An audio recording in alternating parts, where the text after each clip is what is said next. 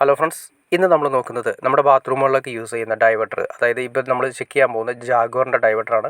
ജാഗ്വറിൻ്റെ high flow ഡൈവർട്ടറാണ്. Diverter നമുക്ക് എങ്ങനെ set ചെയ്യാമെന്നും അത് നമ്മുടെ ഭിത്തിയുടെ ഉള്ളിൽ എത്ര ഉള്ളിലേക്ക് കയറിയിരിക്കണമെന്നും ടൈല് വരുന്ന സമയത്ത് ഫിനിഷിംഗ് ആയിട്ട് നമുക്ക് എത്ര കിട്ടണമെന്നും ഫുൾ ഡീറ്റെയിലാണ് നമ്മളിന്ന് ചെക്ക് ചെയ്യാൻ പോകുന്നത്. നിങ്ങൾ ഇതിൻ്റെ MRP കാര്യങ്ങൾ കണ്ടു. 3750 അതിൻ്റെ MRP കൊടുത്തിരിക്കുന്നത്.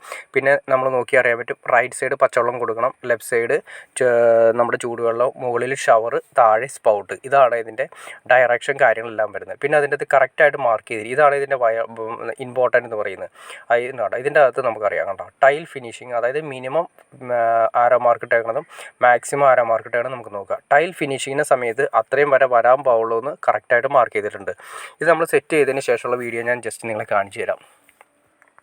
ഇതിപ്പോൾ ഡൈവർട്ടർ ഓൾറെഡി സെറ്റ് ചെയ്ത് കഴിഞ്ഞു. ബാത്റൂമിൽ കൺസീൽഡ് ഫ്ലഷ്, അതിന് തൊട്ടപ്പുറത്ത് നമ്മൾ ഡൈവർട്ടറിൻ്റെ സിസ്റ്റം കാര്യങ്ങളെല്ലാം സെറ്റ് ചെയ്തിരിക്കുന്നു. അപ്പോൾ ആദ്യമേ തന്നെ നോക്കുക, നമുക്ക് റൈറ്റ് സൈഡ് നമ്മൾ പച്ചവെള്ളം കൊടുത്തു. അതെല്ലാം കൊടുത്തിരിക്കുന്നത് CPVC ചൂടുവെള്ളത്തിൻ്റെ പൈപ്പാണ് കൊടുത്തിരിക്കുന്നത്.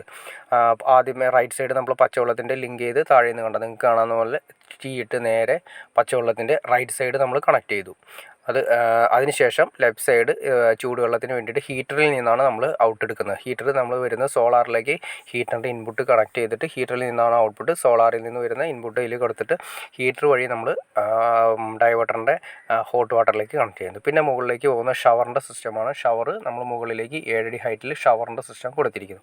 പിന്നെ താഴെ വരുന്നതെന്ന് വെച്ചിട്ടുണ്ടെങ്കിൽ സ്പൗട്ട്, അതായത് ഒറ്റ ടാപ്പേ വരുന്നുള്ളൂ, ഒറ്റ ലിവർ മാത്രമേ വരുന്നുള്ളൂ. അതിലൂടെയാണ് മിക്സ് ചെയ്ത് നമുക്ക് താഴേക്ക് വെള്ളം കിട്ടുന്നത്. ആ സ്പൗട്ടിൻ്റെ ടാപ്പാണ് കൊടുത്തിരിക്കുന്നത്.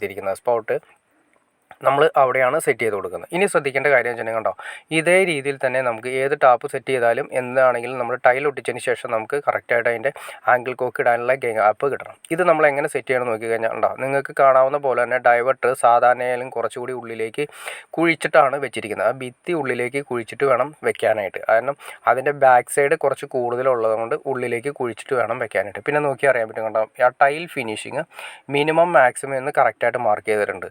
അത് കറക്റ്റ് അല്ലെങ്കിൽ നമ്മൾ ടൈൽ ഫിനിഷ് ചെയ്യുന്ന സമയത്ത് കണ്ടോ ഈ ലെവലിൽ നമുക്ക് കിട്ടണം. അതെങ്ങനെയാണ് നമുക്ക് നോക്കുക. ഒരു ടൈലിൻ്റെ കനം ഏകദേശം നമുക്ക് നോക്കാം. ഈ ഒരു ബ്ലേഡിൻ്റെ കനം കറക്റ്റായിരിക്കും.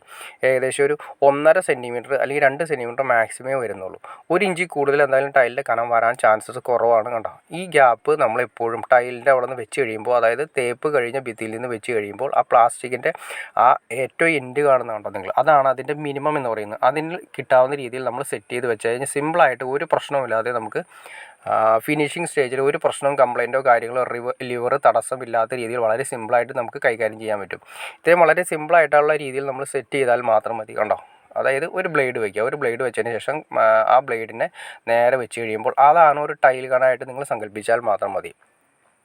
പിന്നെ വേറെ ഒന്നുണ്ട്, തൂക്കിട്ടതിന് ശേഷം, അതായത് ബാത്റൂമുകൾ തേക്കുന്ന സമയത്ത് തൂക്കിട്ട് തേപ്പിക്കണം. അല്ലെങ്കിൽ തൂക്കിട്ട് തേപ്പിച്ചില്ലെങ്കിൽ അതിൻ്റെ ലെവൽ കറക്റ്റ് അല്ലെങ്കിൽ ഈ പ്രശ്നം വളരെ പ്രശ്നമായി മാറും. കാരണം വെച്ചിട്ടുണ്ടെങ്കിൽ തൂക്ക് അവർ ടൈൽ ഒട്ടിക്കുന്ന സമയത്ത് കറക്റ്റ് ചെയ്യുന്ന സമയത്ത് ഈ അളവുകളെല്ലാം തെറ്റിപ്പോകും. അപ്പോൾ അതുകൊണ്ട് നമ്മുടെ ബാത്റൂമുകൾ തേച്ചതിന് ശേഷം മാത്രമേ ഈ ഡൈവേർട്ടർ സിസ്റ്റം കാര്യങ്ങൾ, സിമ്പിളായിട്ട് പറയുകയാണെങ്കിൽ പമ്പിങ് കാര്യങ്ങൾ സ്റ്റാർട്ട് ചെയ്യുന്നത് ഭിത്തിയുടെ അകത്ത് ഒരു റഫായിട്ട് ഒരു കോട്ട് തേച്ചതിന് ശേഷം മാത്രമേ നമ്മൾ ബാത്റൂമിൻ്റെ പ്ലംബിങ് ചെയ്യാൻ തുടങ്ങുന്നതാണ് ഏറ്റവും നല്ലത്.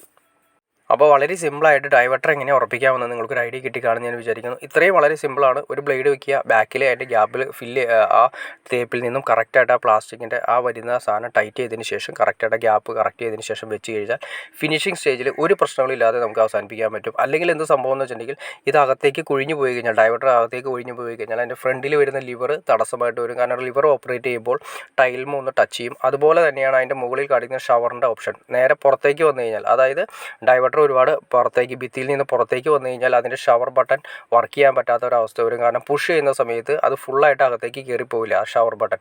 അപ്പോൾ ഇത് കറക്റ്റ് ചെയ്ത് വെച്ച് കഴിഞ്ഞാൽ ഈ പ്രശ്നങ്ങളൊന്നും ഇല്ലാത്ത രീതിയിൽ സോൾവ് ചെയ്യാൻ പറ്റും. ഓക്കെ ഫ്രണ്ട്സ്, നിങ്ങൾക്ക് ഈ വീഡിയോ ഉപകാരപ്പെടുന്നു ഞാൻ വിചാരിക്കുന്നു. ഇനി എന്തെങ്കിലും ഡൗട്ട്സോ കാര്യങ്ങളോ ഉണ്ടെങ്കിൽ തീർച്ചയായിട്ടും കമൻറ്റ് ചെയ്യാൻ മടിക്കരുത്, ഷെയർ ചെയ്യാനും മടിക്കരുത്, സബ്സ്ക്രൈബ് ചെയ്യാനും മടിക്കരുത്. ഓക്കെ ഫ്രണ്ട്സ്, അടുത്ത വീഡിയോയിൽ കാണുന്നവരെ ഓക്കെ.